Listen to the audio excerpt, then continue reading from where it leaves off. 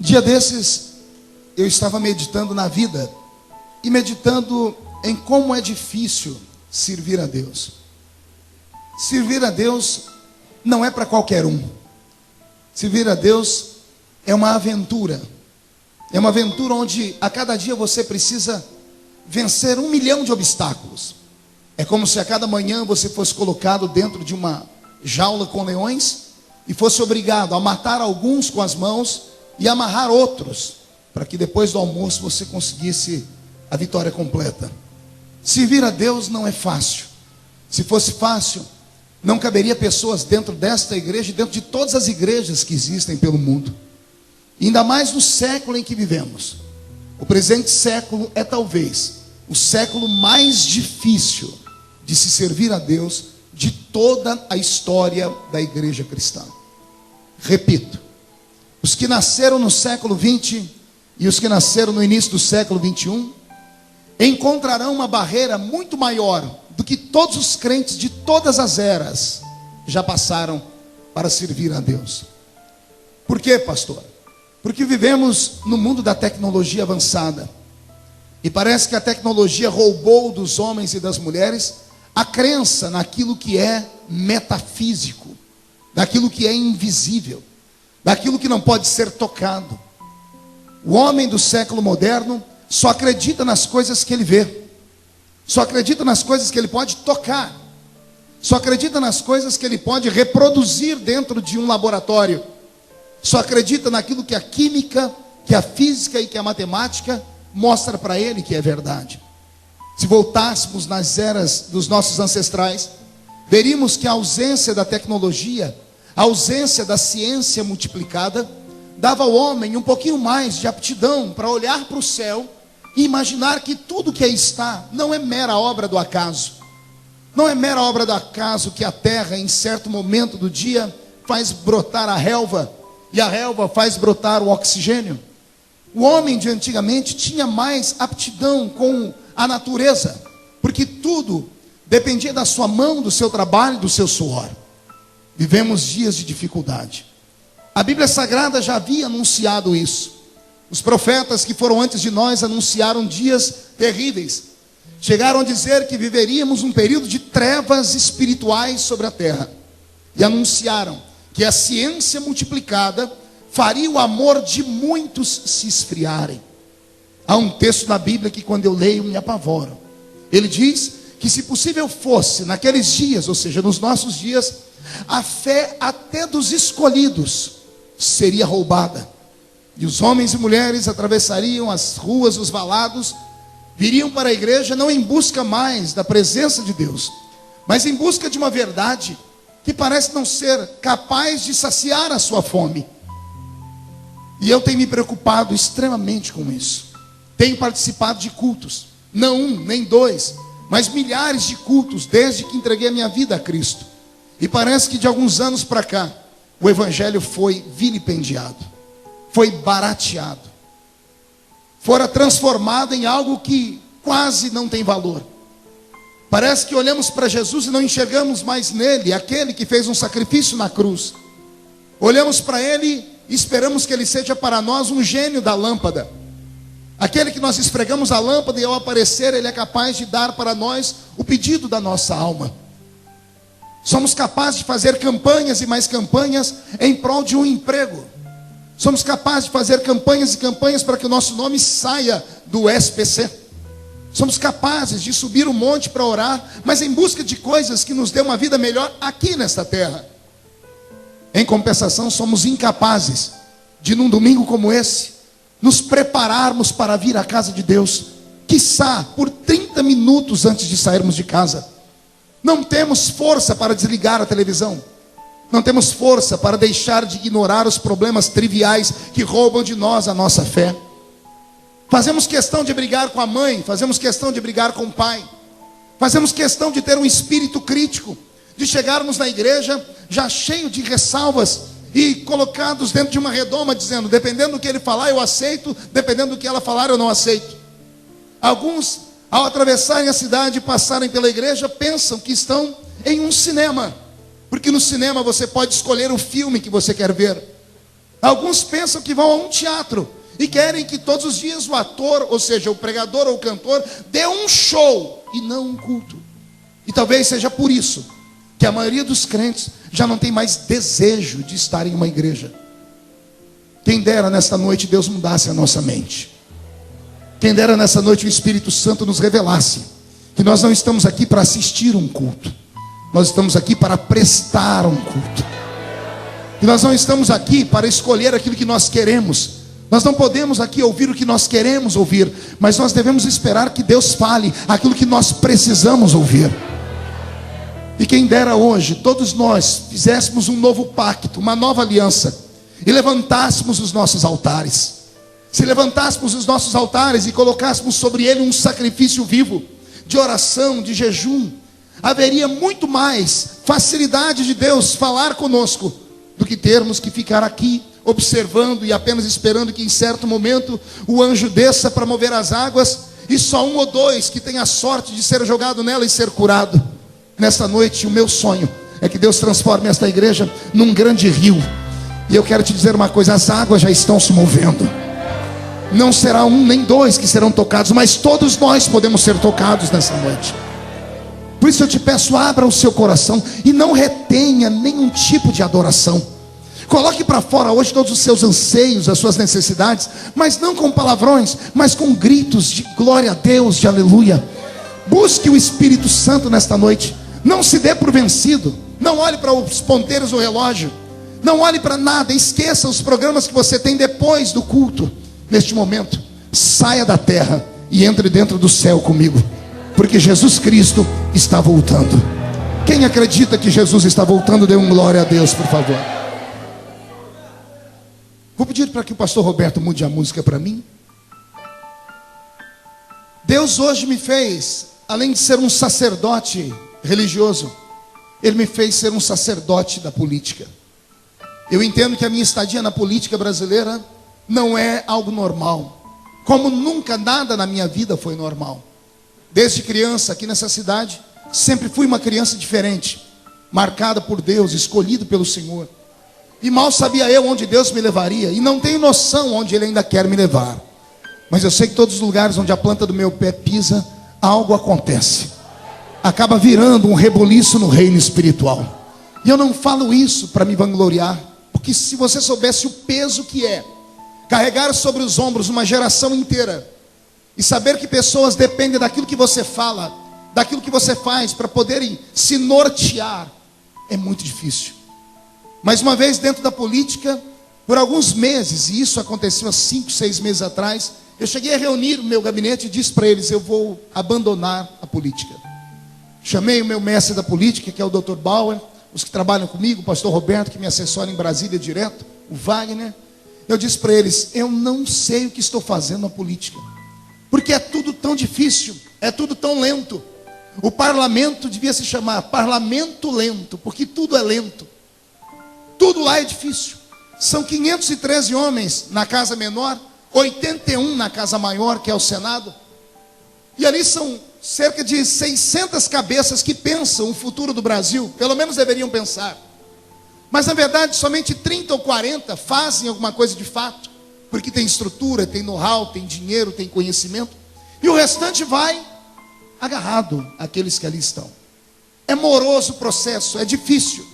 E ainda mais eu que sou hiperativo, cheguei a comentar com a minha equipe: se Deus não revelar o que eu vim fazer aqui por esses dias, eu vou abandonar a política. Cheguei a vir à igreja e pedir oração. Falei com a pastora Roseli, com o pastor Valdeci, saindo ali para aquela porta. Eu disse: se Deus não falar comigo por esses dias, eu abandono tudo isso. E de repente, da noite para o dia, Deus me coloca no olho de um furacão. Eu dormi, imagine você dormindo em uma praia, na beira da praia, tomando uma água de coco, um chapéu sombreiro sobre você, em paz. E você adormece. De repente você abre os olhos e acorda, você não está mais na praia, está dentro de um barco, no meio de uma tempestade, numa madrugada, sem remo, sem bússola. Foi isso que aconteceu comigo. E depois de 4 ou 5 meses, eu começo a entender todo o processo de Deus. Deus me colocou num lugar para enxergar algo que a igreja já não está mais enxergando. De que estamos só de passagem aqui. que mais um pouquinho de tempo, e o que há de vir virá, e não tardará. Eu preguei no mundo todo, ou boa parte dele. Nunca me ative para as coisas que nos cercam, porque a vida humana, ela é regrada e ela é regida pela política. E embora a política seja, parece que um antro de coisa ruim, não dá para viver sem ela. E pela minha vida toda como cristão, eu deixei a política de lado, nunca me envolvi com nada, pelo contrário, pregava contra ela. E hoje, graças à política, eu tenho informações que eu vou dar a vocês aqui, que me dá angústia, e o coração chega a bater forte. Semana passada, a Inglaterra, talvez um dos países mais antigos do mundo, um país de histórias, de princesas, de cavaleiros, um país que tem a sua bandeira de um cristianismo verdadeiro, o país que abraçou em certo momento o protestantismo, um país da grande igreja anglicana e coisas mais, o país de John Wesley, o pai do avivamento das Américas, o país, pastor Elias, de Jonathan Edwards, o pregador de um único sermão. Alguém já ouviu falar dele? Jonathan Edwards foi o pregador que pregou um único sermão, chamado Pecadores na Mão de um Deus Irado. A história diz que enquanto ele pregava, as pessoas dentro do templo levantavam os pés, porque sentiam fogo nos pés, mas não era o fogo do Espírito Santo. As crianças gritavam dentro do culto, porque diziam: mamãe, eu estou vendo demônios. Deus transportou a igreja naquele culto para dentro do inferno. E houve naquela noite, dentro da Inglaterra, um reboliço e um avivamento. E os crentes voltaram, pelo menos por um espaço de 4 ou 5 anos, à prática da oração, do jejum e da santificação. A Inglaterra, que foi berço de tantas coisas boas, semana passada, receberam com tristeza a notícia de que entraram no Supremo Tribunal Federal inglês com um pedido para que as igrejas cristãs se preparem para fazer casamento de pessoas do mesmo sexo, de maneira obrigatória. Não estou falando de união estável, não estou falando de união civil, que é feito pelos cartórios, estou falando de união religiosa. O que nós vemos batendo na tecla há muito tempo, dizendo: gente, abra os olhos. E alguns crentes até dizem assim: não, deixe eles estão lutando por direitos, eles podem ser felizes, podem conquistar, moraram junto, construíram um patrimônio. O que tem? Eles têm direito de um ter parte do patrimônio do outro, a união estável. Uma vez a união estável aprovada, alguém disse: então se já tem união estável, por que não a união civil? Porque a união civil vai protegê-los. Quando um morrer, o outro tem direito à pensão, o outro tem direito à aposentadoria, é direito. E eu venho falando há 3 anos dentro daquele parlamento, e venho dizendo: vocês não sabem onde eles querem chegar, não são apenas direitos, eles querem provocar. E a Inglaterra, que era o país que mais protegia as igrejas, está apavorado. Se o Supremo Tribunal inglês arguir que isso é constitucional, o pastor e o padre que não casar as pessoas do mesmo sexo será preso como crime inafiançável. E o nosso país caminha para esse rumo também. Mas isso é só a ponta do iceberg. Semana passada eu tive acesso a documentos. 12 países da Europa já aprovaram que pedofilia não é crime. A Alemanha, semana passada, teve um debate sério, porque um grupo do país elegeu um parlamentar alemão, e ele representa o progresso do mundo. E ele tem lutado com projetos para que o pedófilo não seja preso mais. E ele disse por quê? Ele é um psicólogo. Ele disse que o pedófilo, ele tem muito a aprender com a criança. E que a criança tem que ter direito sobre o seu corpo. E o pai e a mãe não pode mandar nela. Pedofilia é sexo de adulto com criança, gente. E o mundo todo bate palmas para isso. Anteontem, o parlamento uruguaio, o país nosso, vizinho aqui do lado, aprovou a legalização da maconha. Todas as famílias vão poder plantar maconha no fundo da sua casa. Isso assustou o mundo inteiro, porque tem muita gente que luta por isso. Você sabe disso. Se não sabe, deve estudar um pouquinho mais. Um dos maiores defensores da legalização da maconha no Brasil é o ex-presidente Fernando Henrique Cardoso. Ao lado dele vem 1 milhão de pessoas que trabalham em emissoras de TV. Há 3 semanas atrás, o programa Na Moral fez um programa só sobre isso. E eu tive que ouvir com vontade de vomitar o líder daquele programa e outras pessoas que ali estavam batendo palma e dizendo: tem que legalizar mesmo. Quando se legaliza, aí as pessoas vão dizer: não, mas é só maconha, a maconha não faz isso, aquilo. É como a união estável, é aqui no comecinho. Legaliza isso, daqui a pouco os nossos filhos vão estar comprando cocaína no boteco da esquina. E o nosso mundo vai virar a cena de um filme daquele Resident Evil. Já viu o Resident Evil? Um monte de zumbis andando pelas ruas. Porque é isso que as drogas fazem com as pessoas. E o que me apavora é saber que o mundo inteiro assiste isso calado. Ninguém se revolta. Há cerca de 10, 12 anos atrás, houve uma novela brasileira chamada, se não me falha a memória, Selva de Pedra. Dentro da Selva de Pedra tinha um casal homossexual. 2 mulheres. Na primeira cena em que uma apareceu piscando para a outra, o Brasil se revoltou. Em 3 capítulos, as 2 sumiram da novela, provocaram um acidente, caiu a torre e matou as 2. Porque houve uma pressão da sociedade que dizia que aquilo não era lícito num país como o nosso. 12 anos depois, os crentes ficam em casa assistindo a novela e morrendo de dar risada. E alguns até dizendo: tadinho do Félix, o pai dele é um grosso que não entende o coração dele. 12 anos depois, a igreja do Senhor, que deveria protestar contra o pecado, aprova e recebe de bom grado. Eu estou te dando notícias de última hora, de 2 semanas. Meu corpo se arrepia e a minha alma dá vontade de chorar, porque eu quero saber quais serão as notícias daqui para frente. O mundo jaz no maligno. O espírito do anticristo vem sobre nós na força de um tsunami espiritual. Satanás está varrendo o planeta Terra. Satanás está entrando dentro das nossas casas, nas cidades, nas vilas, na cultura, no governo do mundo. E a igreja, que é o único órgão oficial do céu na terra, repito, a igreja é o único órgão oficial de Deus na terra. Ela que tem que dar vazão e mudança na sociedade. A igreja que provoca mudança nos valores e nos costumes. A igreja está sendo escamoteada, está sendo jogada para escanteio. E em nome de um Estado laico, porque esta é a palavra mais bonita que as pessoas escutam. Meninos de escola, aprendam isso, que isso aí vai virar debate na classe de vocês. O Estado laico. O que é o Estado laico, pastor? É um Estado sem religião oficial. Concordo. Porque nenhuma religião pode ser a religião oficial de um país, senão não há liberdade. Porque todas as pessoas têm liberdade de escolher o seu caminho. O próprio Deus deu ao homem liberdade de escolher o seu caminho.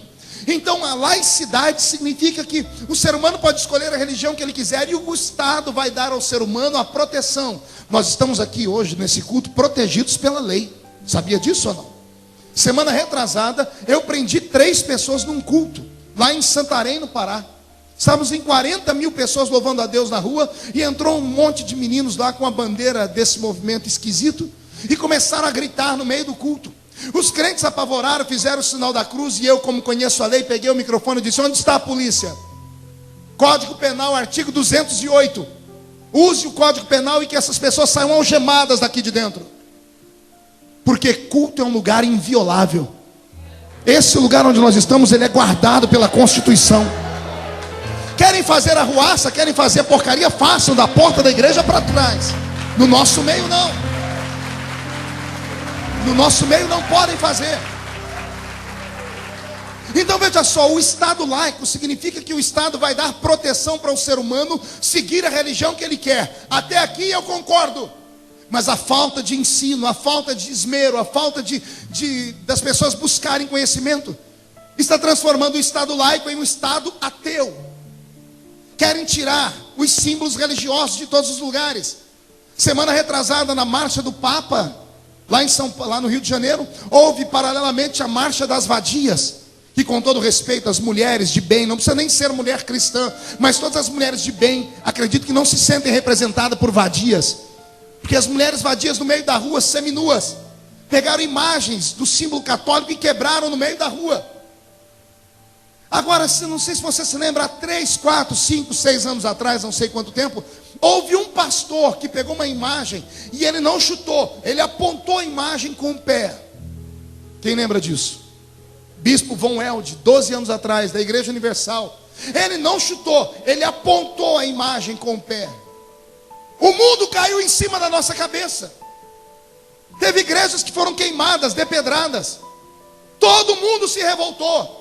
12 anos depois, é como se nada tivesse acontecido.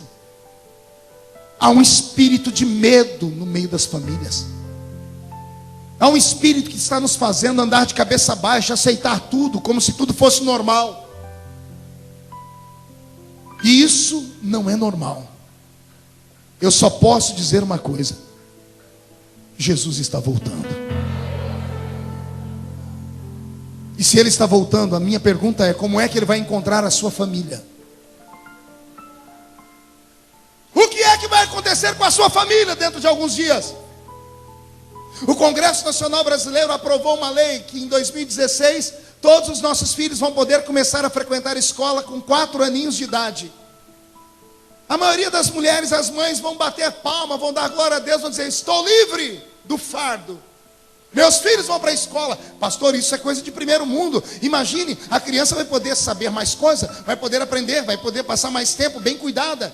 Será que é essa a intenção? O governo que aí está é um governo socialista. O governo que aí está é um governo de esquerda. É um governo que faz de tudo para desestruturar o ser humano. É um governo que destrói a família. Leia a base desse governo, entre na internet, use a internet para uma coisa boa, seja curioso. Entre no site do partido que governa o país e leia lá quais são as doutrinas deles.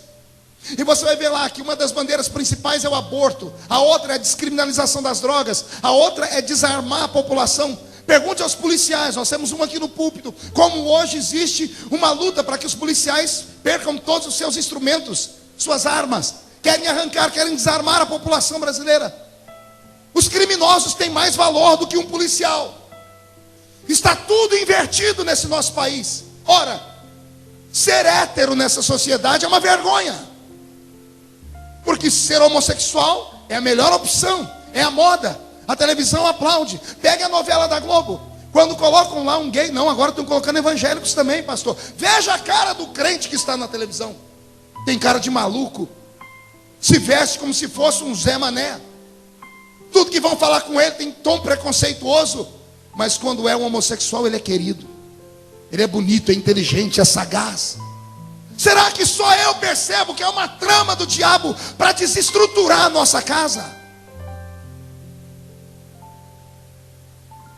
Ah, se eu pudesse voltar no tempo, eu ia colocar a lei que os meus pais colocaram para mim e eu lutei contra eles, para a gente não assistir televisão.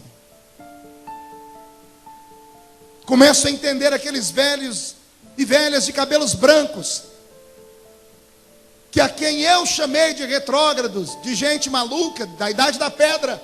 Começo a entender por que eles se policiavam e se santificavam tanto. No afã de querer acompanhar o mundo moderno, destruímos as nossas famílias. A maioria dos meninos e meninas da nossa igreja tem mais facilidade de ouvir músicas do mundo do que ouvir louvores. Pegue o telefone da sua filha ou do seu filho, os iPads e tudo deles, o que você puder, e veja as músicas que eles escutam. Está tudo mudado. Tentamos fazer isso para os nossos filhos não serem jogados para escanteio, mas eles não conseguiram separar o joio do trigo. Ao invés de ouvir, porque nem toda música é ruim, nem toda música é maligna, nem toda música vem do demônio. Mas os nossos filhos não têm a habilidade de separar o que é bom do que é ruim. estamos destruindo a nossa casa. Nossos crentes têm vergonha de andar com a Bíblia.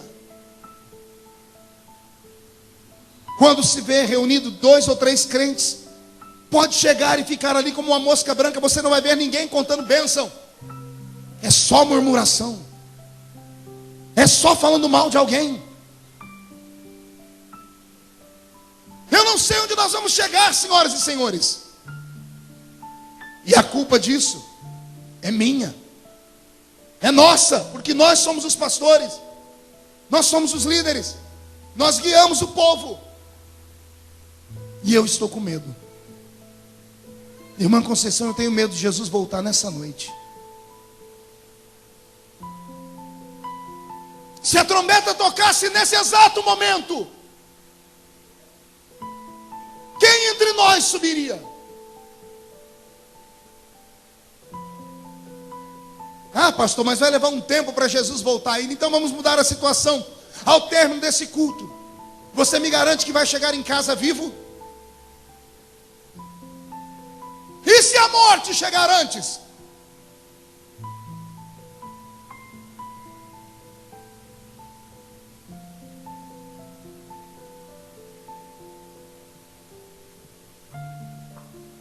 Reflita. Isso aqui não é um lugar de brincadeira. Nossos crentes vão à igreja quando dá na cabeça deles. Ah, hoje eu vou, amanhã eu não vou. Hoje eu puxei a orelha de um amigo muito próximo. Falei para ele, por que você não foi na igreja domingo? Ele sorriu, eu não fui. Por que não? Não tem explicação. A atração da televisão é melhor do que o culto. E nisso o problema é nosso. Aqui agora vira para nós. A ovelha só sai do pasto quando não tem comida. E quando não tem água. Estamos dando água suja para o povo? Estamos dando uma comida que não tem efeito, que não tem sabor? Precisamos rever isso agora. E deixa eu te dar uma palavra. Essa história de que Jesus aceita o ser humano de qualquer jeito é conversa para boi dormir. Crente que não toma Santa Ceia não vai para o céu.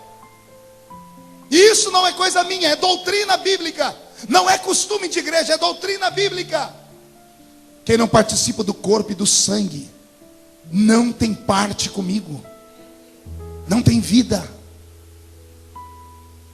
Até quando, senhoras e senhores? Até quando vamos dormir? Até quando vamos colocar sobre os outros a culpa do nosso próprio fracasso?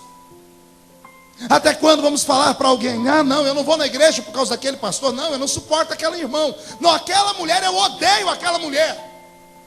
Como é que pode alguém estar entre nós e sentir sentimentos de ódio? Aqui não é guerra, aqui não é Beirute, aqui ninguém persegue ninguém para matar, aqui é uma casa de oração. Eu vou repetir, aqui é uma casa de oração. A gente vem se arrastando pelas ruas no intuito de, ao entrar aqui dentro, receber uma descarga de autoridade, para recarregar a nossa bateria, para sair lá fora e encarar o diabo de novo. Aqui não é um ringue de MMA, aqui não é vale tudo, aqui não vale tudo, aqui só vale a glória, a graça, a unção, a presença, a experiência.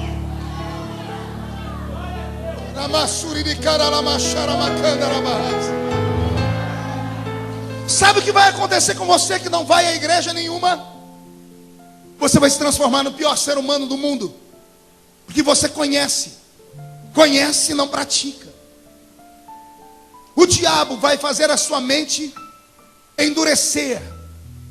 Os seus ouvidos vão criar comichões. E daqui a pouco para você tudo será da base do relativismo. Porque essa é a doutrina do mundo moderno. Depende, pastor, depende do ponto de vista que você vê. Não depende de ponto de vista, porcaria nenhuma. Depende de entrega. Depende de paixão. Depende de vida, de experiência. Isso aqui não é uma reunião de loucos.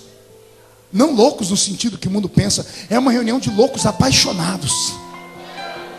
Isso aqui tem que ser uma reunião de gente que quando entra aqui dentro diz assim: Jesus, eu quero ver o Senhor custe o que custar. Nem que eu saia daqui mancando, aleijado igual Jacó, mas eu saio daqui com o meu nome trocado. Deus te trouxe hoje aqui para te dar um despertamento. Eu li um texto do Apocalipse. Estamos distante desse texto, acredito. Mas Jesus em breve vai fazer esse texto acontecer. Para que esse texto aconteça, é primeiro necessário que a trombeta toque.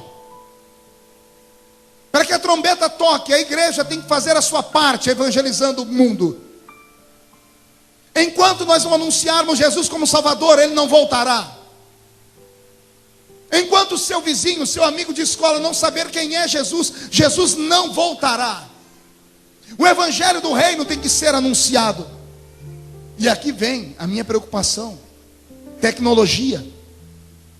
Eu não ensino sobre Jesus para o meu amigo, você não ensina para o seu.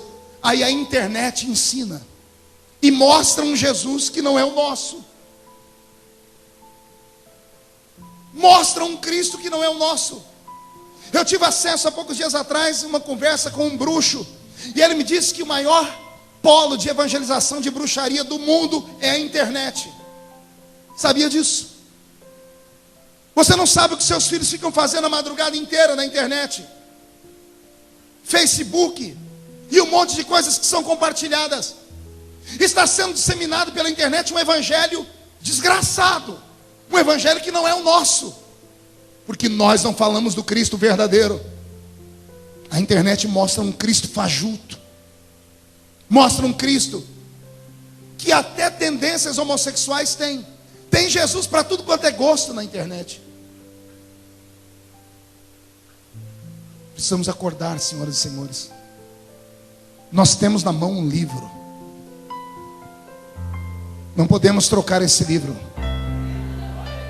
Eu vou falar de novo. Isso não é só um livro, é uma bússola. Isso não é só uma bússola. Isso aqui é a minha enxada, é a minha ferramenta. Não é só uma enxada, é o meu alimento diário. Se você não come a palavra, você fica fracassado. Se você não se alimenta de Deus, você nunca vai sentir Deus. É por isso que alguns crentes desistem de Deus, desistem da igreja, porque eles estão tão fora de Deus que não sentem mais nem a necessidade de estar perto dele. Deus nessa noite quer nos preparar para o arrebatamento da igreja. E vai acontecer. Dada a palavra de ordem, o mesmo Senhor descerá do céu com alarido e voz de arcanjo.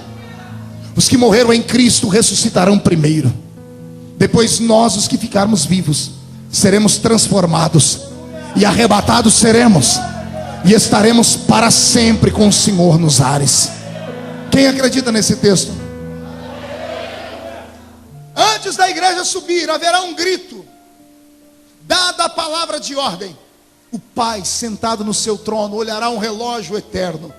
O relógio de Deus está quase cruzando os ponteiros à meia-noite. Estamos mais perto de Jesus hoje do que quando aceitamos a fé. Deus é regido por sinais, ou melhor, Ele rege o mundo por sinais. Leia em casa, volte a ler a Bíblia. Leia Mateus capítulo 25. Leia a parábola das 10 virgens. Leia sobre os sinais que antecederão a vinda de Jesus. Leia e crie temor.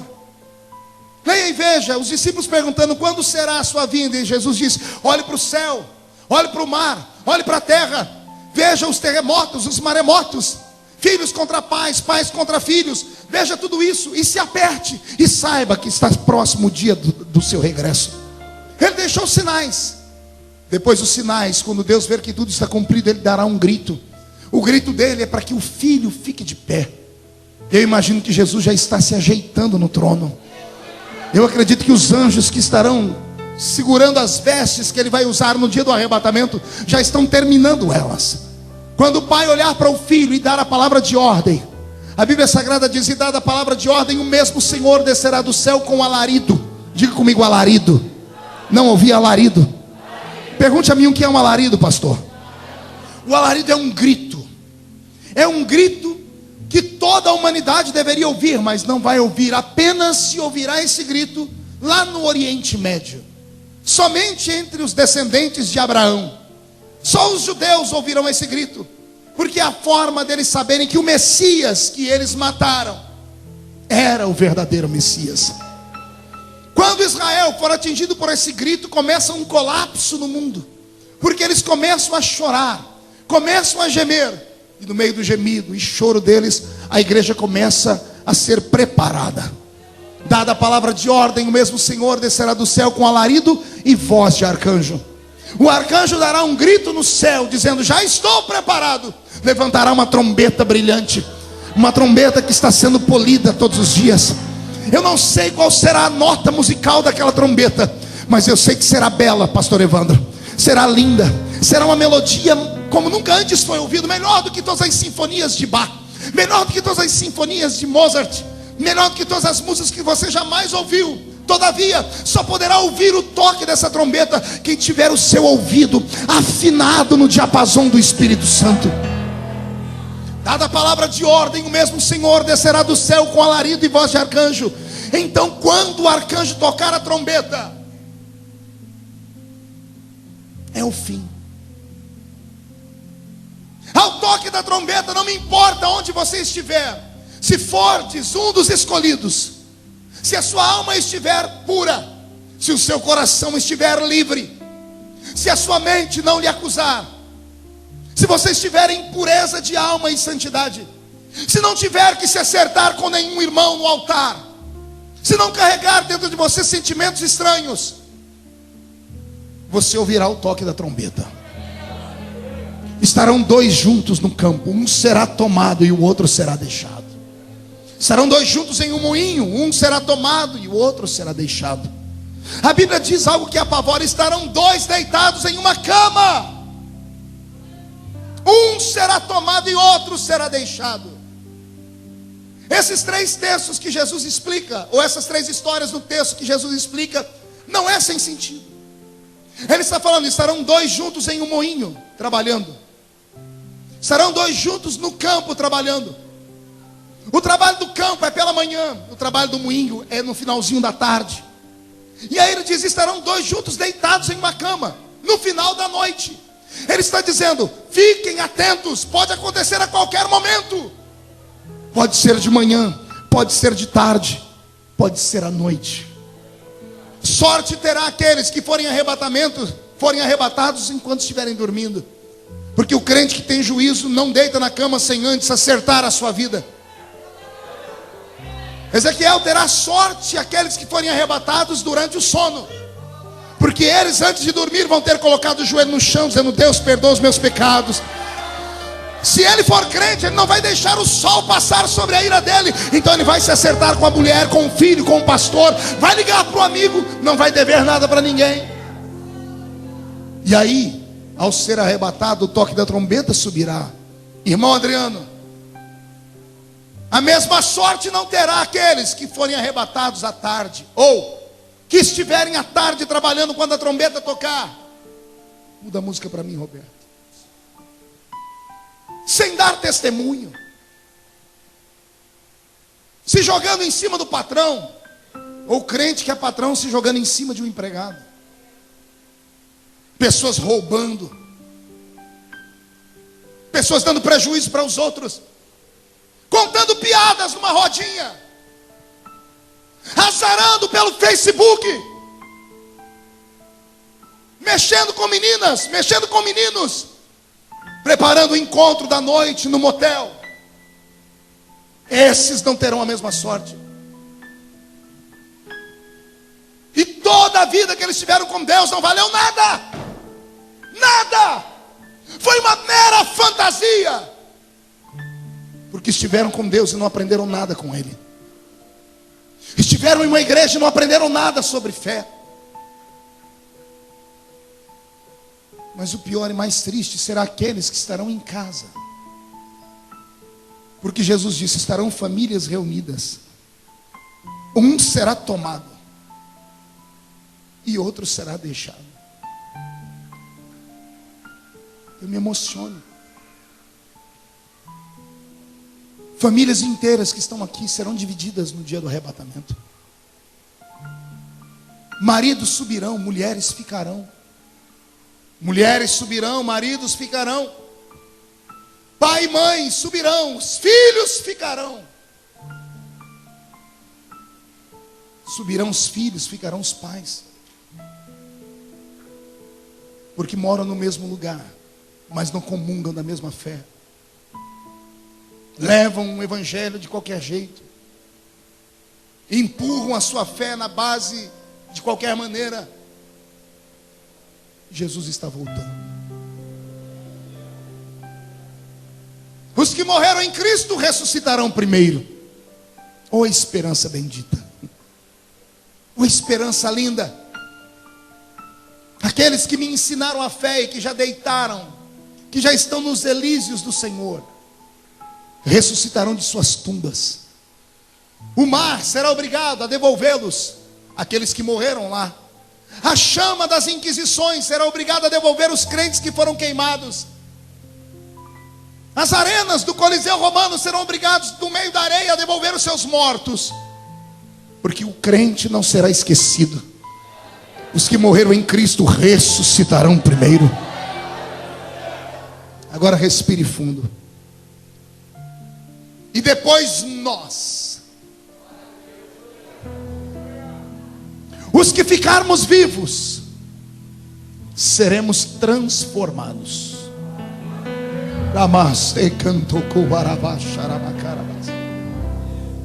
Se a trombeta tocar nesse exato momento, todos esses acontecimentos acontecem simultaneamente. Mas os crentes que estiverem de pé e acordados nesse dia, creio eu, vão sentir algo que nunca sentiram em suas vidas. Vão sentir uma visitação como nunca antes sentiram. Um gozo, um prazer, uma alegria. Algo que vai deixar a sua alma tão leve. E quando você olhar para alguém e abrir a boca para falar, não vai dar tempo. Subiremos cantando um novo cântico. Os crentes que nunca falaram em línguas, fique tranquilo, naquele dia você vai falar. Subiremos falando um novo cântico, o cântico dos anjos. Quando olharmos para o céu, veremos o Senhor lá de braços abertos nos esperando. Seremos levados para um ambiente diferente. Milhares, crentes vindo de todas as partes, de todas as eras, homens, mulheres, jovens e crianças. Subiremos ao lado de Abraão, Isaac e Jacó. Veremos Lázaro. Estaremos ao lado de um cego Bartimeu. Conheceremos Esther. Andaremos ao lado de Mardoqueu. Veremos o profeta Natã. Ouviremos o rei Davi. Estaremos todos subindo em miríades e miríades de santos. Seremos arrancados desse mundo que nos odeia. Seremos arrancados desse mundo que não nos quer bem. Seremos arrancados dessa cidade. E aqueles que foram na minha casa protestar, vão ler pelo jornal, ou vão ouvir pela URC, ou pela Rádio Gazeta. Ontem aconteceu algo estranho em Orlândia. Todas as igrejas cristãs, evangélicas, estão em desespero. Interessante que alguns pastores sumiram e outros ficaram. Interessante que alguns crentes, principalmente aqueles que eram os mais loucos, aqueles que mais gritavam, aqueles que mais diziam, vamos andar assim, assado, esses sumiram. E aqueles que tinham uma vida leviana, uma vida meia lá, meia cá, estão aí. Essa igreja nunca ouviu tanto choro e grito como vai ver naquele dia. Vão destruir a porta dessa igreja. A igreja onde nós nascemos, Elias, vão destruir as portas delas. Porque todas as pessoas que tiveram um contato com o evangelho como o nosso, todas as pessoas que ouviram falar de crentes e tiveram a oportunidade de ouvir uma palavra, sabem que nós pregamos que um dia nós vamos sumir desse mundo. Vão quebrar as portas porque vão vir as multidões, vão revirar os bancos, vão se jogar na frente do altar, vão arranhar os seus rostos, vão entrar num desespero tão grande como nunca antes houve. Apocalipse, dá medo de ler. Tem uma parte de Apocalipse que diz, naqueles dias os homens vão pedir a morte, e a morte vai sumir diante deles. Vão gritar, ó montes, caiam sobre nós. E mesmo os montes caindo sobre eles, eles não vão morrer. A morte será arrancada da terra por um tempo, para que as pessoas não tenham onde dar vazão ao seu remorso. enquanto sumirmos daqui, estivermos nos céus, sobre os nossos pés se fechará. Deus apagará da nossa memória parte das nossas lembranças. Pergunte para mim, quais, pastor? Aquelas de que nós subimos e alguém ficou. Quem ficará com as memórias? Só aqueles que ficarem. Os que saírem daqui e subirem não vão lembrar disso. Pergunte por quê? Senão não é céu, é desespero. Você ir para um lugar e saber que você está em paz, e saber que a sua mãe, o seu pai, o seu filho estão nas mãos do anticristo. Nós estaremos em um lugar tão belo, assentados em uma mesa. João desenhou a mesa em Apocalipse. Ele diz que o tamanho dela é tão grande que ela começa no Oriente e vai até o Ocidente. Estaremos assentados nessa mesa, vestindo uma roupa branca, os nossos corpos recuperados, sem rugas no rosto, sem doença, Joel, sem nada que nos deixe cicatrizes. O nosso corpo será transformado. Sentaremos nessa mesa e passaremos um tempo olhando uns para os outros, sorrindo, alegres, dizendo uns aos outros: valeu a pena, valeu a luta, a perseguição, o sofrimento, valeu a pena. Na cabeceira da mesa se levantará o nosso mestre, dará um discurso, porque é o nosso casamento, e então participaremos das bodas do Cordeiro. A exemplo dos judeus, que uma festa de casamento dura 7 dias, a festa do nosso casamento com Cristo durará 7 anos. Não ouvi um glória a Deus direito. 7 anos assentados em uma mesa, revendo amigos, batendo papo. Esquecemos dessa terra aqui, só lembramos de coisas boas lá. Comendo e bebendo 7 anos sem parar. Detalhe, sem engordar nem 1 quilinho. Ninguém deu glória a Deus. Você tá, então tá bom, deixa pra lá. Vou falar mesmo assim: ninguém mais vai engordar, ninguém mais vai emagrecer. Comeremos 7 anos. E aí vem a parte mais linda, pergunte qual? O garçom que vai nos servir. Pastor, é os anjos? Não. Serafins? Não. A Bíblia diz que o próprio noivo vai nos servir. Pastor, é por isso que vai demorar 7 anos, porque até servir todo mundo? Não. O nosso noivo tem um dom que nós não temos. Ele é onipresente. Na hora em que ele estiver servindo o meu prato, ele vai estar do outro lado servindo o prato do outro. Estará do outro lado servindo o seu. Será uma noite inesquecível para nós. O tempo e o relógio não vai existir. Será apenas um jantar que vai durar aqui na terra, para quem estiver aqui, 7 anos. E nesse período de 7 anos, esse mundo vai virar do avesso. Os primeiros dias, o Jornal Nacional e todos os jornais do mundo vão começar a dizer, tentar explicar para onde é que nós fomos. Oh glória. E hoje já existe uma teoria. Eu comprei uma revista de ciências esses dias, e a revista diz que existem indícios de que há vida em outros planetas, e de que existe vida inteligente fora da Terra. Quem assistiu o filme Prometeus aqui? Alguém assistiu o filme Prometeus? Aquilo é a emancipação do pensamento da nova era. Nós somos frutos de alienígenas. Então eles dizem que esses alienígenas, qualquer dia desses, vão vir a esse mundo e vão retirar parte do mundo que não evoluiu. E quem são os que não evoluíram? Os crentes. Pergunte por quê? Que a gente não aceita nada que é errado. É sério, nós não aceitamos nada que é errado, somos retrógrados. Não aceitamos o que o mundo chama de progresso. Então nós somos uma pedra no sapato do mundo. Então já há uma teoria de que em qualquer momento serão abduzidos milhões de pessoas desse planeta e levados para um outro planeta para serem treinados. Já existe isso na internet. Olha o que o diabo está fazendo. Já está arrumando uma desculpa para falar para onde é que nós fomos no arrebatamento. Depois que isso acontecer, o anticristo, o homem do pecado, se levantará com autoridade jamais vista, com poder e autoridade capaz de fazer sinais e prodígios. Ao lado dele se levantará um líder religioso chamado falso profeta. E esse falso profeta já tem súditos nos nossos dias. Ecumenismo. Qual é a palavra, igreja? Não ouvi? Pergunta para o seu irmão se ele sabe o que é ecumenismo. É você colocar dentro de um lugar um pastor, um padre, um babalorixá, um budista, de todas as religiões, falar assim: nós servimos todos ao mesmo Deus, só tem diferenças, podemos comungar, caminhar juntos. Isso é ecumenismo. É o que é pregado hoje na televisão. Quem assistiu na Moral essa semana viu lá um babalorixá questionar o pastor Silas: por que vocês não vão lá no nosso terreiro? Por que nós não podemos ser uma religião só? Papa Francisco é hoje uma das maiores vozes que defende o ecumenismo. Ainda ontem ele mandou uma carta para um líder muçulmano no Egito, pedindo paz e trégua e dizendo que eles podem conversar, porque afinal de contas, Alá e Jeová e Jesus são o mesmo.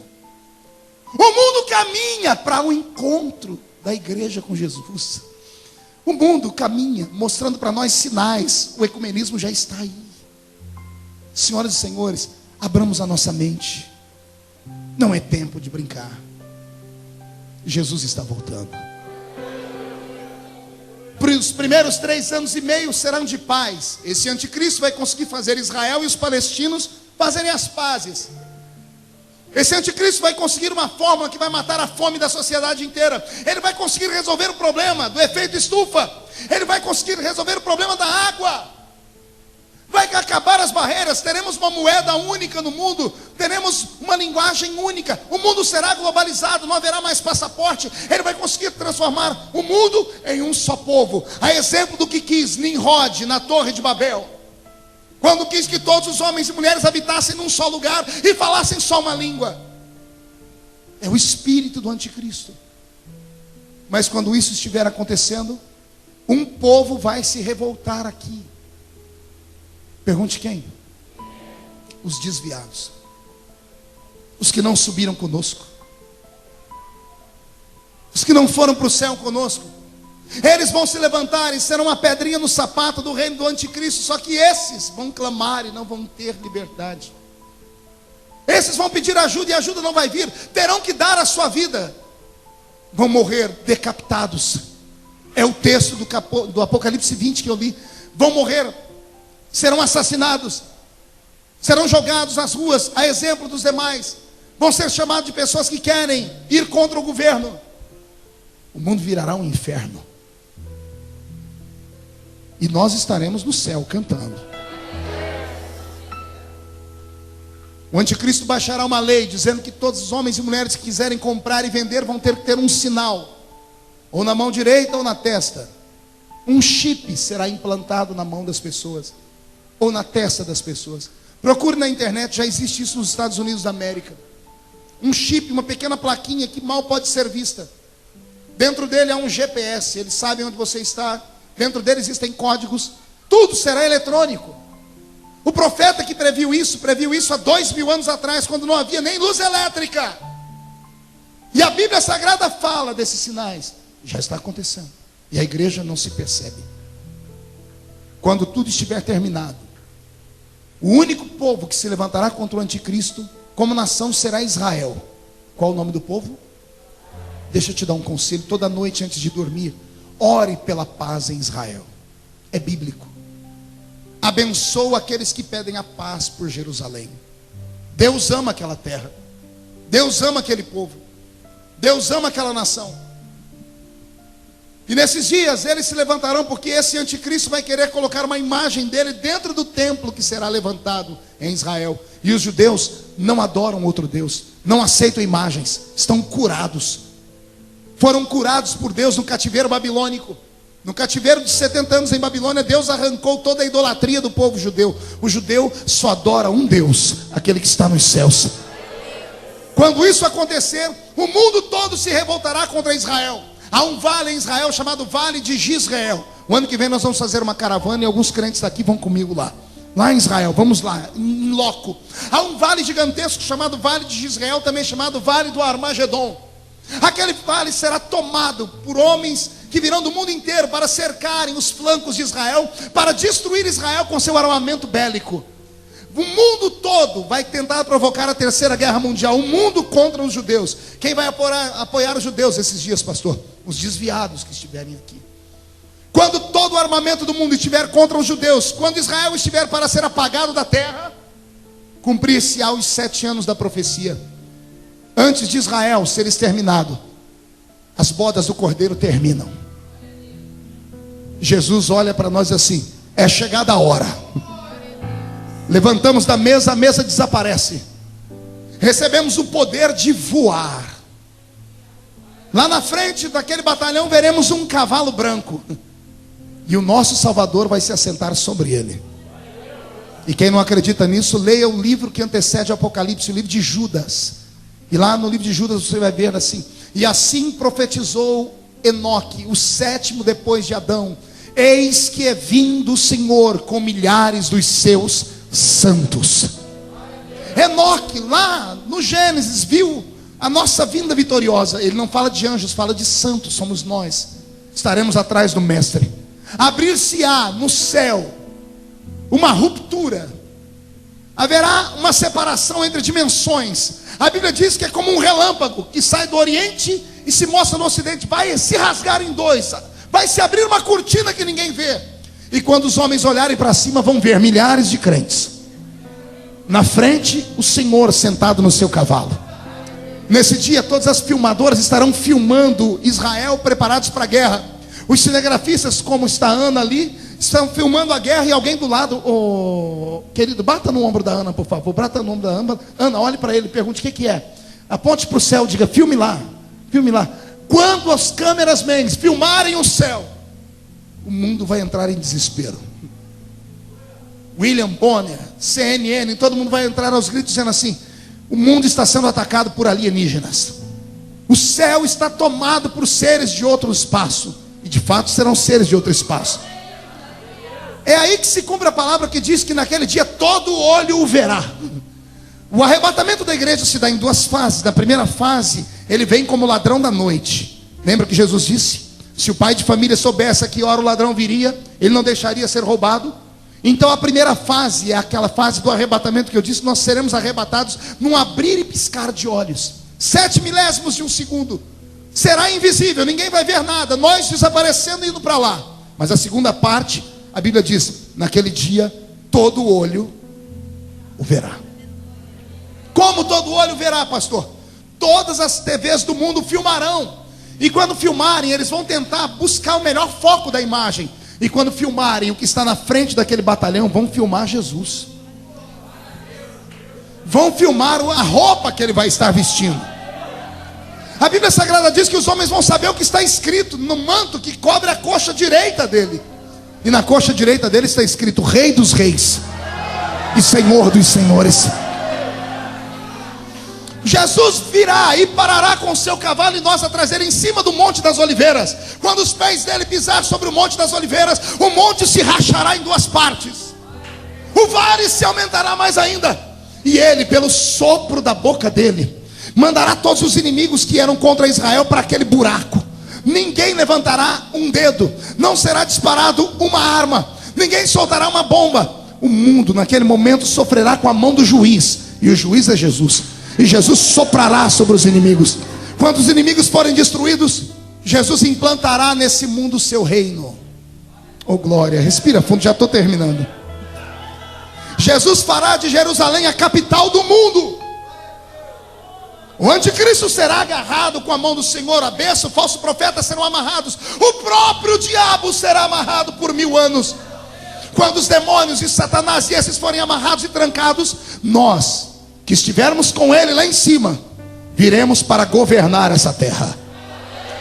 Por favor, se ajeita na cadeira agora, murcha a barriga, estufe o peito, porque você pode estar sentado ao lado do primeiro-ministro da Inglaterra. Você não entendeu? Você pode estar sentado ao lado do primeiro-ministro dos Estados Unidos da América. Você pode estar sentado sobre o próximo primeiro-ministro do Brasil, porque o governo será de Jesus. Ele governará e ele terá ministros do mundo inteiro para governar. Você está sentado perto da pessoa que vai administrar o estado de São Paulo, Minas Gerais, eu não sei qual. A Bíblia diz que naquele dia seremos reis e sacerdotes do Senhor. Quem está preparado para isso? Então levante a mão direita, por favor, agarre o ombro do seu irmão, chacoalhe ele até ele ficar irritado. Por favor, tira alguém do lugar aí. Isso, não, mas faz com força. Diga, você está entendendo isso? Diga, Jesus está voltando, e Ele hoje está sacudindo a sua vida, está sacudindo a sua família, está sacudindo a sua fé. Esta é a igreja do arrebatamento. Só quem vai ser arrebatado não dá um grito não, dá um berro de glória a Deus nesse lugar.